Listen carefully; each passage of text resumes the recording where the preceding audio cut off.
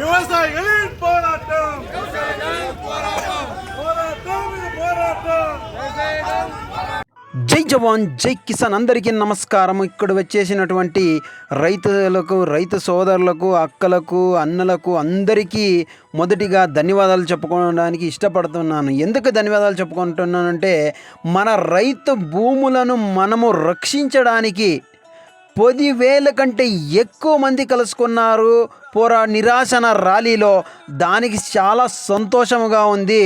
So ఈరోజు మనము హొసూరు తాలూకాలో ఒక చరిత్ర సృష్టించినామంటే తప్పు కాదు. ఇది చరిత్రలోనే నిలిచిపోతుంది. ఎందుకంటే మన రైతులు గత సంవత్సరాలుగా ఇలాంటి ర్యాలీలు ఎప్పుడూ చేయలేదు.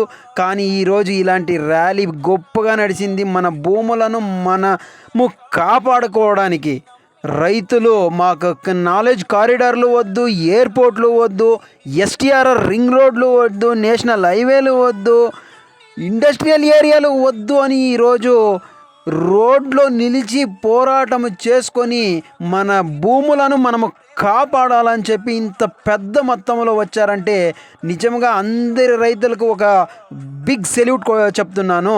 దయచేసి ఈ వీడియోని అందరికీ చేసేయండి. మనము ఎంత ఒగ్గట్టుగా ఉన్నాము, ఒకటే ఐక్యమతంగా ఉన్నాము మా భూములను మనం కాపాడుకోవడానికి అని చెప్పి ప్రభుత్వం వాళ్ళకి తెలియాలి.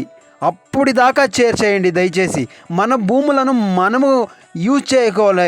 వీళ్ళు తీసుకొని పోయి కార్పొరేట్ కంపెనీలకి ఏమిటికి ఇవ్వాలి అని చెప్పి మనం అడుగుతున్నాము. మన హక్కు.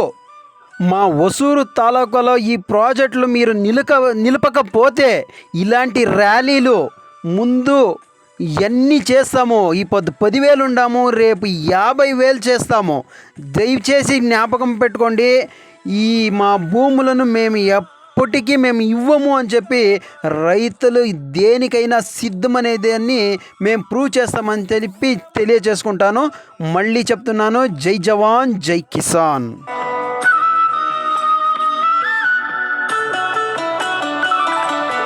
కష్టమంటే తెలిసినోడురా, నిరుపేదరా, రైతన్నరా, కడుపు నింపే అన్నం మెతుకురా, అన్నదాతరా, రైతన్నరా. కష్టమంటే తెలిసి